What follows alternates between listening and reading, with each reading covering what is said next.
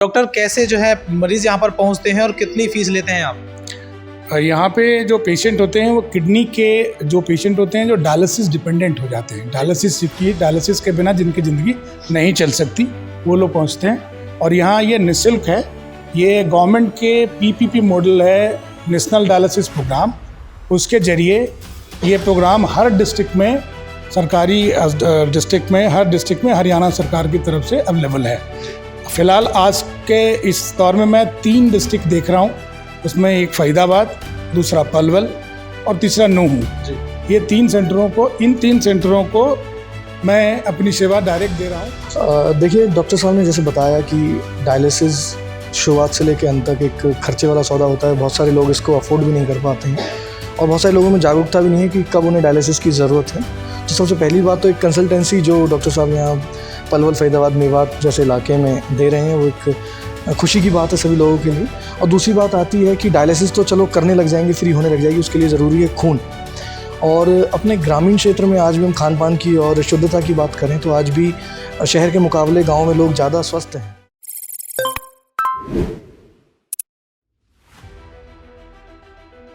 फरीदाबाद के civil hospital में मौजूद हूं और मेरे साथ डॉक्टर शंभू शरण मौजूद हैं जो कि किडनी स्पेशलिस्ट हैं और यहाँ पर निःशुल्क जो है 25 से लेकर 30 जो है मरीज़ पहुँचते हैं और उनका जो निःशुल्क जो है किडनी की जो समस्या से जो लोग जूझ रहे हैं उनका जो है जांच करते हैं। हमारे साथ डॉक्टर शंभू शरण है और यहाँ पर आप देख रहे हैं कि एक पेशेंट भी यहाँ पर लेटे हुए हैं और बिल्कुल निःशुल्क यहाँ पर फ्री सेवा दी जा रही है। बातचीत कर लेते हैं डॉक्टर से। डॉक्टर कैसे जो है मरीज़ यहाँ पर पहुँचते हैं और कितनी फ़ीस लेते हैं आप?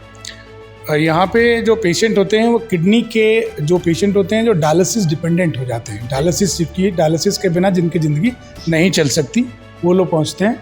और यहाँ ये निःशुल्क है, ये गवर्नमेंट के PPP मॉडल है, नेशनल डायलिसिस प्रोग्राम। उसके ज़रिए ये प्रोग्राम हर डिस्ट्रिक्ट में, सरकारी डिस्ट्रिक्ट में, हर डिस्ट्रिक्ट में हरियाणा सरकार की तरफ से अवेलेबल है। फ़िलहाल आज के इस दौर में मैं 3 डिस्ट्रिक्ट देख रहा हूँ, उसमें एक फरीदाबाद, दूसरा पलवल और तीसरा नूहू। ये 3 सेंटरों को, इन 3 सेंटरों को मैं अपनी सेवा डायरेक्ट दे रहा हूँ। और यहाँ जब से मैंने देखना शुरू किया, यहाँ ज़रूरतें बहुत हैं। रिसोर्सेज मेरे पास जो अवेलेबल सरकार ने दी है उसके हिसाब से मैक्सिमम से मैक्सिमम चीज़ें मैंने यहाँ पे कर दी है। तो यहाँ पे कोई भी मरीज़ जिसके जेब में 1 भी रुपया ना है, जो BPL का मरीज़ है, जिनको कुछ भी नहीं है उनके पास, वो भी अपने कागज़ पत्तर लेके और OPD के डे के दिन में आ सकते हैं। हमारे साथ हमारे डॉक्टर समिता सरकार भी रहती हैं जो 24 आवर यहाँ सर्विसेज अवेलेबल है इनकी। मैं डॉक्टर राजेश गोयल भी यहाँ आते हैं, 2 एक और नेफ्रोलॉजिस्ट भी आते हैं, ताकि उससे ये होता है कि आपकी सर्विसेज अनकवर ना रह जाए और मैक्सिमम से मैक्सिमम सर्विसेज गांव के हर देहात, हर घर के छोटे बड़े लोगों तक पहुँचे। ये है हमारी कोशिश है जी। जिन लोगों को किडनी की समस्या होती है, जो निजी अस्पताल हैं वो मोटी जो फीस है वो वसूलते हैं मरीजों से, ऐसे में मरीजों को जो है काफ़ी समस्याओं का सामना करना पड़ता है फाइनेंशियल। हाँ, जो एक ऑन एन एवरेज एक डायलिसिस पेशेंट को यदि कम से कम हल्के छोटे प्राइवेट हॉस्पिटल में भी उनका इलाज चलेगा तो 15 से 18 हज़ार रुपये कम से कम महीने के उनके खर्च होते हैं। उसके अलावा दवाइयाँ भी, और यदि उनको खून की कमी हुई तो थोड़ी और भी। और ये बड़ी कॉमन समस्या है, जो डायलिसिस के मरीज जो डायलिसिस डिपेंडेंट हैं उनको खून की कमी रहती है, उनको इंजेक्शन्स के ज़रिए हम बिल्डअप करते हैं, बीच बीच में हमें ब्लड भी देना पड़ता है, तो खर्चे और बढ़ते ही रहते हैं। और बीमारी जब 1-2 साल और पुराना होता है तो पैसे कम हो जाते हैं और बीमारी की तकलीफ़ें और बढ़ती चली जाती हैं। उस दौरान में कुछ अफोर्डिंग पेशेंट भी होते हैं जो अफोर्ड कर सकते हैं, ऐसे पेशेंट भी बाद में 1-2 साल के बाद जब गरीब हो जाते हैं तो उनके लिए बड़ा मुश्किल होता है डायलिसिस पर रहना, निर्भर करना। तो उस हालात में ये जो सेंटर है, ये सरकार के जो चलाए हुए सेंटर हैं PPP मॉडल के तहत, नेशनल डायलिसिस प्रोग्राम जो चलाए हुए हैं, इनके ज़रिए एक कम खर्च, एक कम आमदनी का व्यक्ति भी डायलिसिस पर जिंदा रह सकता है, इलाज ले सकता है और स्वस्थ ज़िंदगी जी सकता है। जी। अच्छा, ऐसे में लोग कैसे पहुँचे और डायलिसिस के साथ साथ और क्या सेवाएँ दे रहे हैं आप? डायलिसिस के अलावा हम यहाँ पे प्रोसीजर करते हैं। उनको डायलिसिस के पहले उनकी जाँचें होती है, वो सरकारी अस्पताल में अवेलेबल है। उसके बाद उनकी दवाइयाँ लिखी जाती है, वो भी ज़्यादातर दवाई सरकार में मिल जाती है और कुछ दवाई उनको ख़रीदना भी पड़ता है। साथ साथ में अगली जो दूसरी नीड है, दूसरी मेरी कोशिश प्रयास है इस जनजीवन की ओर कि डायलिसिस के मरीजों को ब्लड की रिक्वायरमेंट बहुत होती है। तो हमने ये प्रयास किया है कि हम छोटे बड़े जितने भी NGO, नॉन गवर्नमेंट ऑर्गेनाइजेशन या जो भी लोग हैं, उनसे ये आग्रह है कि हेल्दी डोनर को, हरियाणा पहलवानों का राज्य है, स्वस्थ लोगों की संख्या ज़्यादा है, तो लोग डोनेशन करें, ब्लड डोनेशन करें। वो डोनेशन सिविल अस्पताल तक पहुँचे, लोगों तक पहुँचे, लोगों के इलाज में कारगर हो। ये भी एक रिक्वेस्ट इस माध्यम से मैं लोगों तक पहुँचाना चाहता हूँ। जैसे में अगर किसी भी व्यक्ति को जो है ब्लड की ज़रूरत पड़ती है तो कैसे उपलब्ध कराते हैं? ब्लड की ज़रूरत पड़ती है तो यहाँ से हमें उनको रिप्लेसमेंट डोनर देना पड़ता है और उसके साथ जो बेयर मिनिमम कॉस्ट सरकार ने दिया है वो करना पड़ता है। कभी कभी उनके पास कोई रिप्लेसमेंट डोनर नहीं होता है तो उस हालात में हमें क्राइसिस का सामना करना पड़ता है।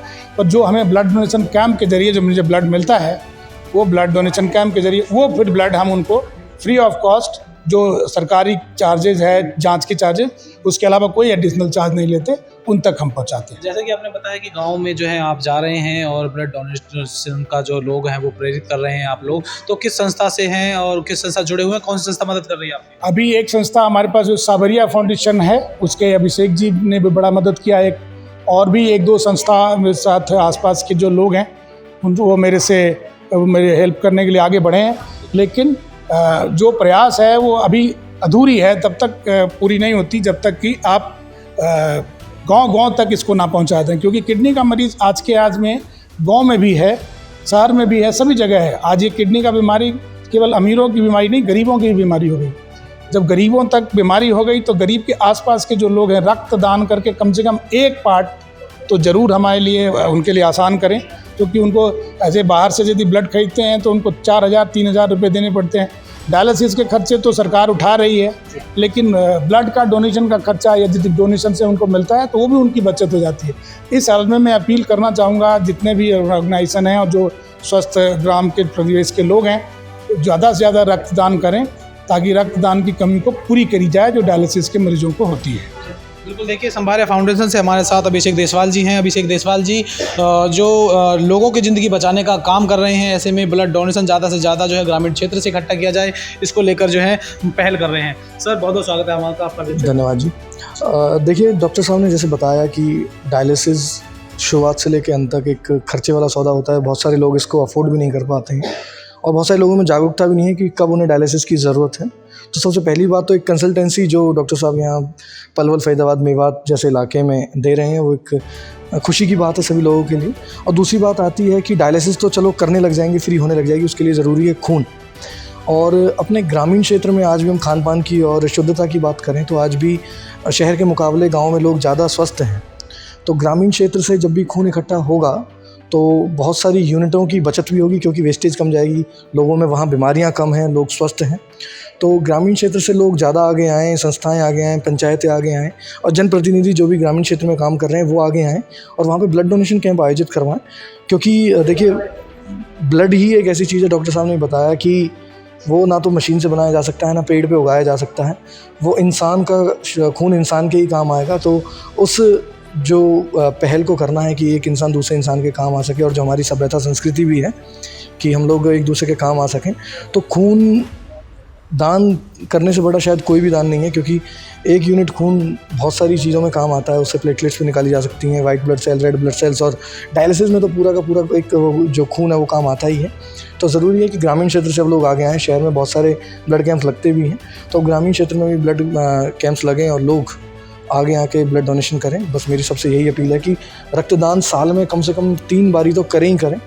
वैसे करना चाहिए 4 बारी, हर 3 महीने में अपना रक्तदान करना चाहिए।